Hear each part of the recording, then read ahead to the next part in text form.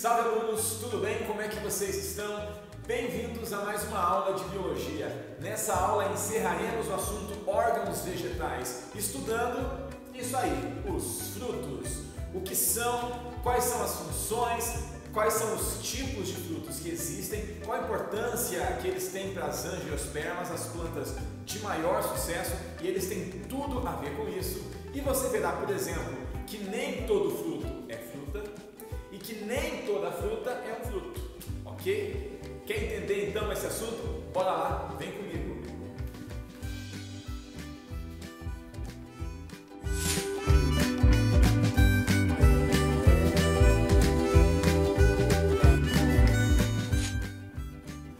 Bora lá entender esse assunto? Bora descascar esse assunto?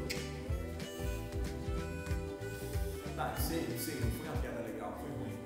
Mas, deu pra entender, né? Você conseguiu entender, acho que eles entenderam também. Descascar a fruta, descascar o assunto.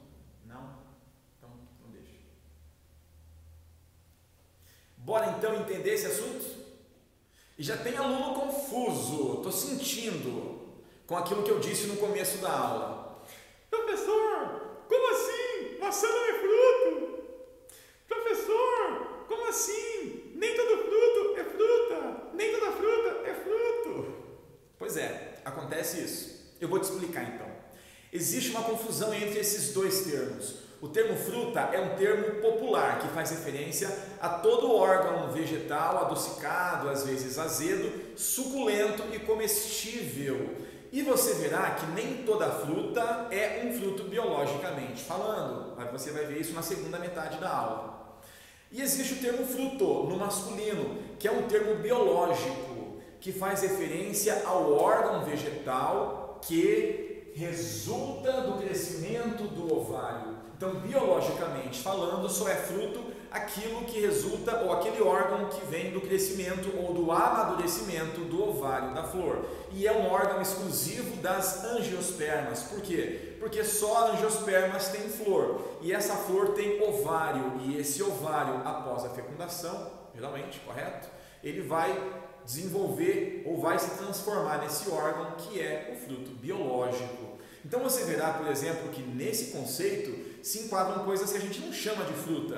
Por exemplo, pepino, tomate, abóbora, pimentão, todos eles são frutos biológicos, porque eles resultam do crescimento do ovário. Portanto, então entenda essa diferença entre o termo fruta, que é um termo popular, e o termo fruto, biologicamente falando, que é o órgão resultado ou resultante do crescimento ovariano lá do carpelo.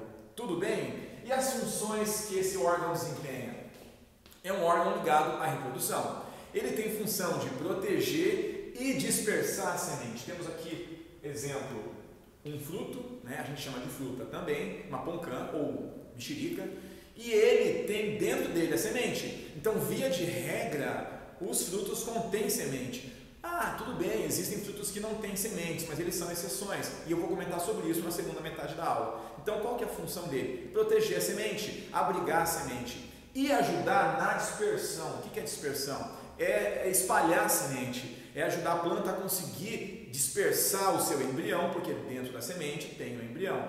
E quando a planta consegue otimizar esse processo, consegue torná-lo mais efetivo, ela está tendo sucesso adaptativo. Portanto, funções biológicas do fruto, proteção e dispersão da semente. E existem muitas formas de fazer isso. Tem frutos que se valem da água, que flutuam na água e espalham a semente, por exemplo, o coco. Tem frutos que são atrativos e suculentos e quando um animal come esse fruto, como por exemplo uma ave, que delícia, ele vai espalhar a semente, dispersando aquela espécie. Tem frutos que fazem dispersão mecânica, que se grudam no pelo de animais e conseguem espalhar a semente. Ok? Então a função principal é proteger e dispersar a semente das angiospermas. Então, biologicamente falando, só é fruto aquilo que resulta do crescimento do ovário. Seja doce, seja salgado, seja azedo, seja suculento ou não, seja comestível ou não, só é fruto o que vem do ovário hipertrofiado. E você verá que nem toda fruta tem essa origem. São os frutos falsos ou acessórios, tá? Você verá na segunda parte da aula. Professor, quais são as partes que um fruto tem? São duas. Uma é a semente, que no caso é um órgão separado, mas está contido no fruto, no caso das angiospermas, e o resto. Esse resto que envolve a semente é chamado de pericarpo. Peri quer dizer em volta da semente. Essa camada pericarpo é dividida em 3 camadas, que são o epicarpo, a parte mais externa, formando a casca, o mesocarpo, que está logo abaixo da casca e às vezes é a parte comestível, e o endocarpo, que é a parte que está junto à semente, colada na semente. Essa parte pode ser mais rígida ou também suculenta e comestível, isso varia bastante, mas são as 3 regiões do pericarpo. Epicarpo, casca, endocarpo é o que está junto com a semente e entre os dois está o mesocarpo, ok? Vamos então à classificação dos frutos. A classificação pode ter algumas divergências, mas basicamente existem 2 tipos de frutos: os secos e os carnosos. Os secos e os suculentos tem a ver com a consistência do pericarpo. Vamos lá? Fruto seco é todo fruto que tem o pericarpo com pouca água, não suculento, nem parecem frutos de verdade, porque eles são sequinhos e não lembram um fruto típico. Mas todos eles aqui são exemplos de frutos secos. Existem muitos outros mais, mas eu posso dividir o fruto seco em 2 subtipos: os deiscentes e os indeiscentes. Essa classificação também pode ser aplicada para os carnosos, mas não é muito comum. Fruto seco indeiscente são aqueles que, quando amadurecem, não se rompem soltando semente. E tem fruto que faz isso. Quando amadurece, ele se rompe soltando, ejetando, ajudando a dispersão da semente, nesse caso de forma mecânica. É uma autodispersão. Exemplos: a semente do milho, que está junto com o pericarpo. Então, esse conjunto pericarpo seco mais semente é um fruto seco chamado cariópse. Inclusive, todas as gramíneas, arroz, todos os cereais formam cariópses. Tudo bem? Um fruto seco indeiscente. Isso daqui, a cipizela, é um exemplo, é um tipo de fruto seco que você conhece como sendo aquela pluminha, aquele pomponzinho do dente de leão, que quando amadurece, forma aquelas plumas e você sopra, e aquilo vai voando. É uma dispersão pelo vento, é a dispersão chamada de anemocórica, beleza? É um fruto seco. A castanha, as nozes formam frutos secos indeiscentes também. Lá dentro está a semente, mas o pericarpo é seco. Esse exemplo aqui, ó, a glande, é porque ele parece com uma parte do órgão sexual masculino. Beleza? Não se empolga aí, não. Então você vai ter como exemplo de frutos indeiscentes esses e muitos mais. Tá? Não se importe com esses nomes aqui, porque afinal de contas é incomum que caiam essas definições ou esses exemplos. Tá? O que eu vejo cair por aí às vezes é o exemplo da cariópse e do legume. Tá? Por falar nisso, frutos secos deiscentes são aqueles que, quando amadurecem, se rompem soltando a semente, ejetando a semente.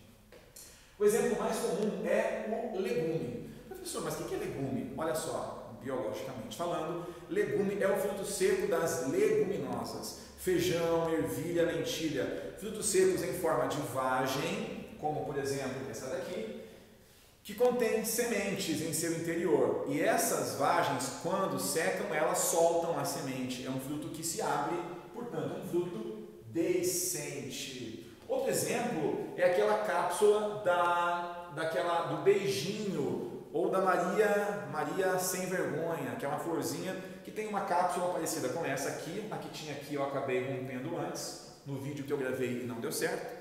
Já viu isso daqui? Quando você aperta essa cápsula, ela ejeta a semente. Se você não apertar, um dia ela vai sozinha fazer essa ejeção. Então são exemplos de frutos que se abrem soltando a semente. Mamona também faz isso, quando seca ali mais o pericarpo, ela solta a semente. Portanto, todos eles são frutos que ejetam as suas sementes. Tudo bem? E os frutos carnosos? Carnosos são frutos que têm pericarpo suculento, são os mais comuns, os que nós conhecemos como frutas.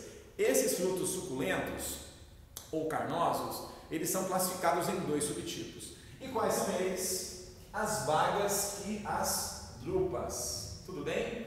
O que é uma baga? Gente, baga é um fruto carnoso que vai ter epi, meso e endocarpo, como todos, só que o endocarpo ele é mole, é comestível e envolve a semente. Típico das bagas, muitas sementes no endocarpo mole e comestível, como por exemplo a melancia. Epicarpo é a casca, mesocarpo é o bagaço, beleza?